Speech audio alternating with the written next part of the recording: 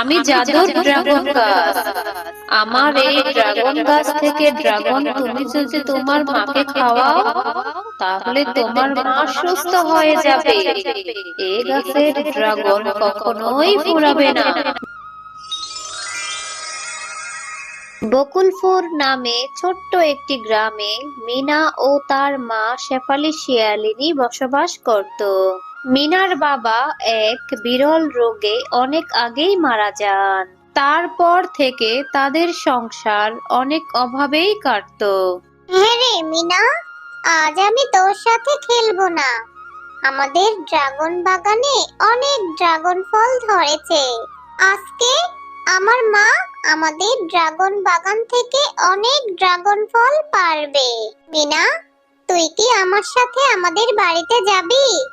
তুই গেলে দেখতে পারবি কত মজার মজার ড্রাগন ফল, আর খেতেও পারবি, বুঝলি? কি বলিস টুম্পা, তোদের ড্রাগন বাগান আছে? ড্রাগন ফলের তো অনেক টাকা দাম। জানিস টুম্পা, আমি না কখনো ড্রাগন ফল খাইনি। আমার না ড্রাগন ফল খেতে ভীষণ ইচ্ছা করছে। আমাদের অভাবের সংসার, তাই আমি আমার মাকে বলতে সাহস পাই না রে। মিনা, তুই আমার সাথে চল আমাদের বাড়িতে। আমি আমার মাকে বলে তোকে ড্রাগন ফল খাওয়াবো। আয় আমার সাথে তাড়াতাড়ি চল। এরপর মিনা টুম্পার সাথে তাদের বাড়িতে যায়। মিনা গিয়ে দেখে বাঘিনী তাদের ড্রাগন গাছ থেকে ড্রাগন ফল পাড়ছে। তখন মিনা গিয়ে বাঘিনীকে বলে, ও কাকিমা, তুমি আমাকে একটা ড্রাগন ফল দাও না। আমি না কোনোদিন ড্রাগন ফল খাইনি গো। কোত্থেকে যে এসব গরিব ছোট লোকগুলি আসে বুঝি না বাপু। এই এই মিনা, তুই তোর মাকে বলতে পারিস না তোকে ড্রাগন ফল কিনে দিতে? আমি তোকে কোনো ড্রাগন ফল দিতে পারবো না। তুই বাড়িতে গিয়ে তোর মাকে বল তোকে ড্রাগন ফল কিনে দিতে। আর তোর মাকেই বা কি বলবি? তোর মা তো মানুষের বাড়িতে কাজ করে, দুবেলা দুমুঠো খাবারই তো কিনে খেতে পারিস না, আবার এত দাম দিয়ে ড্রাগন ফল কিনে খাবি? ফকিন্নি ভিক্ষুক কোথাকার! এসব গরিব ফকিন্নিদের দেখলেই আমার গা জ্বলে। কোথা থেকে যে আসে এসব গরিব ফকিন্নিরা! যা তো যা, এখনই আমার বাড়ি থেকে বের হয়ে যা বলছি। মা, আমি তো মিনাকে আমার সাথে করে নিয়ে এসেছি। ও কোনোদিন ড্রাগন ফল খায়নি। তুমি ওকে একটা ড্রাগন ফল দাও না মা। আমাদের গাছে তো অনেক ড্রাগন ফল ধরেছে। মিনাকে একটা ড্রাগন ফল দিলে কি ক্ষতি হবে মা? টুম্পা, তোকে না কতদিন বলেছি এইসব ছোট লোক ফকিন্নিদের সাথে মিশতে না। তুই তো ওদের সাথে মিশে মিশে ওদের মতোই হয়ে গেছিস। আরে এই ফকিন্নি ছোট লোকের বাচ্চা, তোর যদি ড্রাগন ফল খেতে ইচ্ছে করে তাহলে বাড়ি থেকে টাকা নিয়ে আয়। তোকে যদি আমি আর আমার ড্রাগন বাগানের ধারে কাছে দেখি তাহলে মারতে মারতে পা ভেঙে দিব বলছি।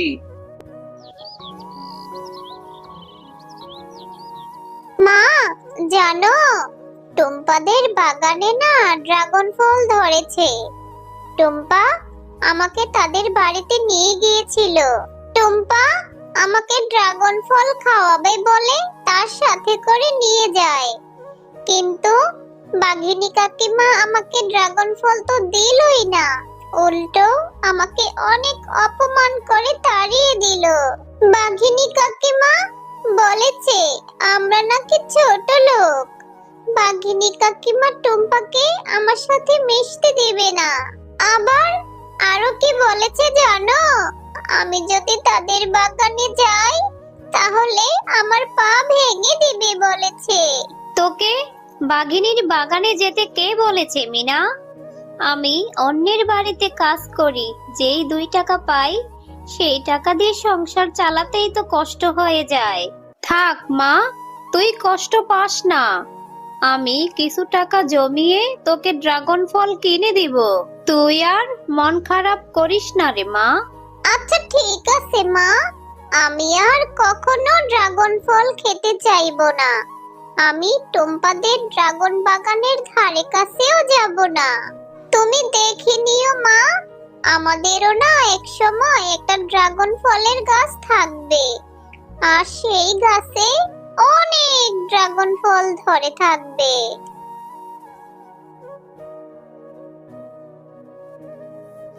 কি রে মিনা, তুই আমার মায়ের কথায় কষ্ট পেয়েছিস?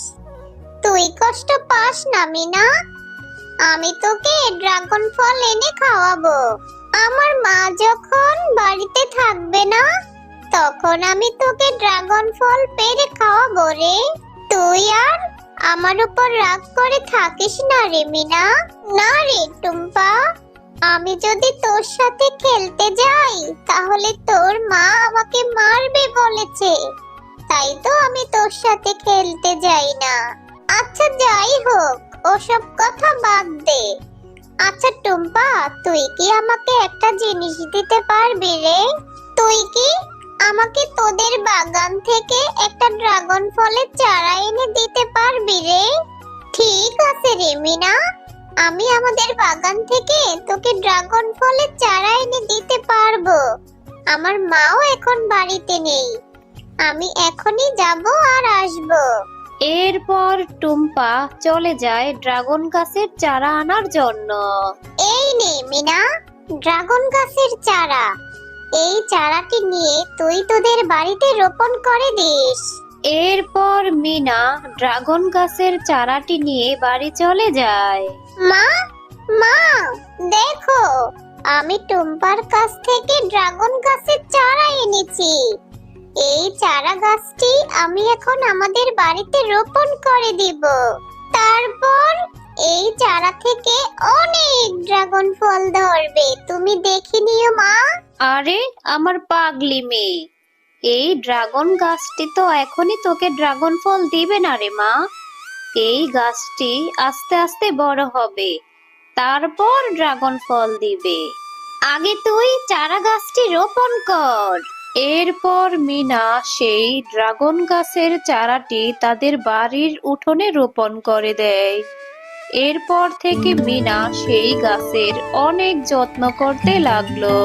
কয়েক মাস পর সেই চারা গাছটি অনেক বড় হয়ে যায়, আর সেই গাছে অনেকগুলি ড্রাগন ফল ধরে আছে।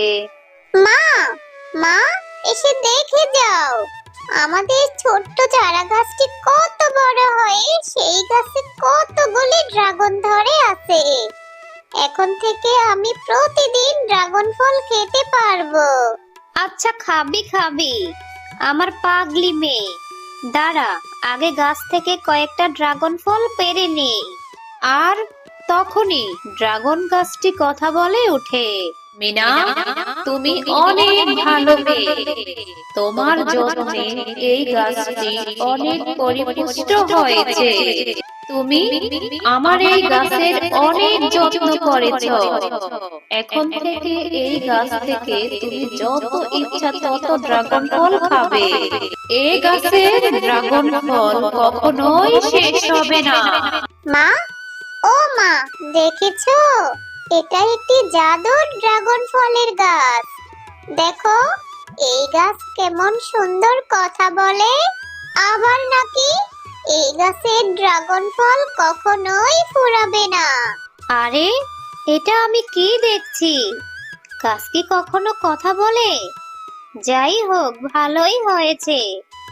এখন থেকে তাহলে আমরা এই গাছের ড্রাগন ফল খেতে পারবো, যত ইচ্ছা ড্রাগন বাজারে বিক্রি করতে পারবো। গাছের সাথে কথা বলে মিনার মা সেই ড্রাগন গাছ থেকে কিছু ড্রাগন ফল পেড়ে বাজারে বিক্রি করতে যায়। আর শেফালি শিয়ালিনীর কাছে ড্রাগন ফল তরতাজা দেখে সমস্ত ক্রেতারা শেফালি শিয়ালিনীর কাছ থেকে ড্রাগন ফল কিনতে আসে। আর তখনই বাঘিনী দূর থেকে দাঁড়িয়ে মনে মনে বলে, আরে এই শেফালি ছোট লোক গরিব এত সুন্দর সুন্দর ড্রাগন ফল কোথায় পেল? আমাকে তো এই বিষয়ে ভালো করে খবর নিতে হবে। আজ রাতেই যাব আমি তাদের বাড়িতে। আমাকে দেখতেই হবে এই শেফালি শিয়ালিনী এতগুলি ড্রাগন ফল কোথায় পেল।